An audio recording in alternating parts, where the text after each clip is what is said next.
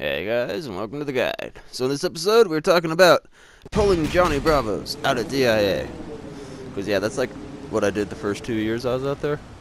3 years. Until I figured out it didn't work because like everybody's going somewhere. And like trying to find a chick that actually lives in Colorado is a pain in the ass. So it doesn't really work out the way you think it would. You're like, hey, how are you doing over there? Where are you going to? Oh, I'm going home to Cleveland. Ah, damn it. Never mind. Never mind. But yeah, I can like post up in any magazine shop and like start hitting on a chick like that, you know? I'm just I got skills for days when it comes for that stuff. But unfortunately, like, it doesn't work at DIA because like everybody's going somewhere and nobody lives in Colorado apparently. And then you find like you do get that hot chick.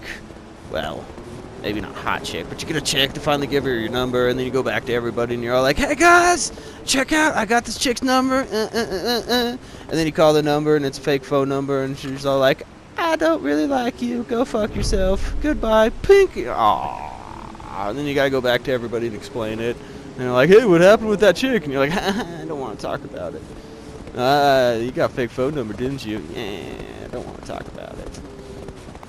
So then I like changed tactics and I started going for chicks that like actually worked at the airport, which that ended in like mixed results. I met a couple. There was like this super hot chick. Her name was Beatrice. She had Colombian ancestry, and oh man, did she have an ass on her. But she was married, and I couldn't pull a son of a bitch on that one. I tried. I tried. It didn't go very far. I got just friend zoned on that one. That's whenever I learned to start an argument. Whenever you're about to get just friend zoned, just start an argument, and that'll get you out of it. And then I met Eva, and she was fucking like a super cool chick, and she's responsible for one of my biggest douchebag moments of all times.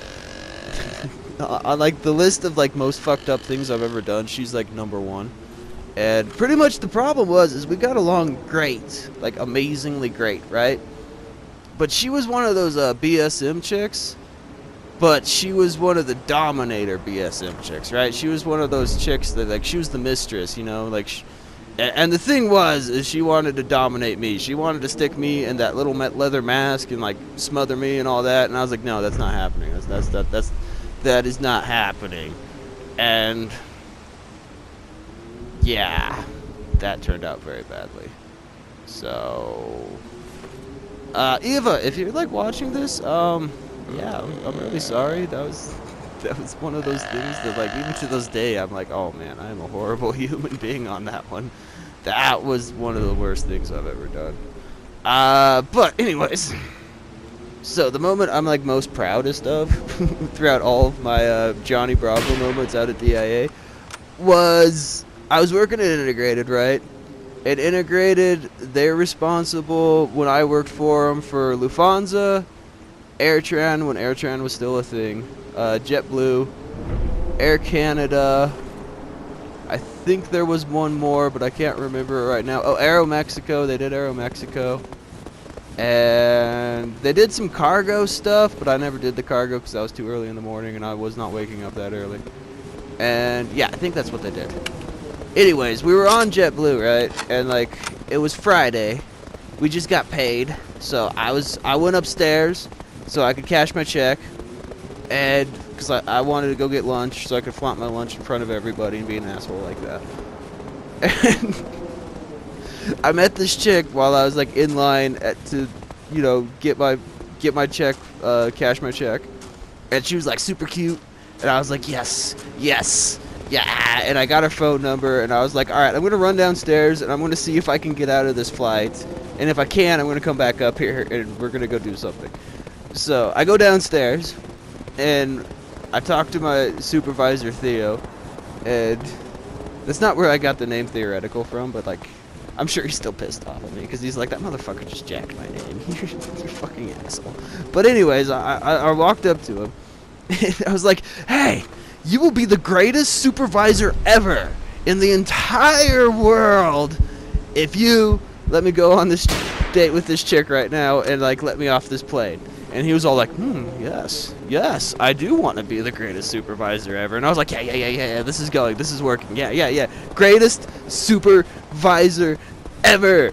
And he was all like, yeah, we can swing this, go ahead, go upstairs. So, like, I get off the plane, and I'm like, go on this date with this chick. Oh, man, I would have fucking pulled a home run on this date, too.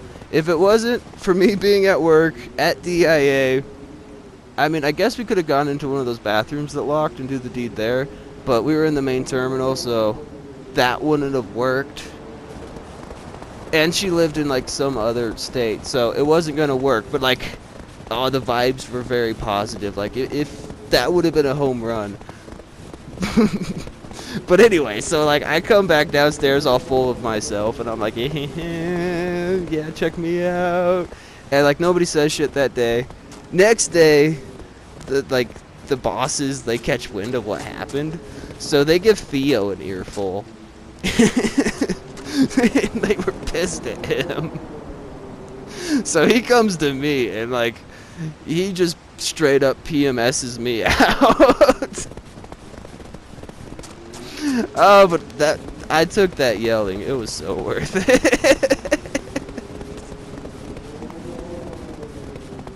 Yeah, that was my greatest Johnny Bravo moment. Yeah.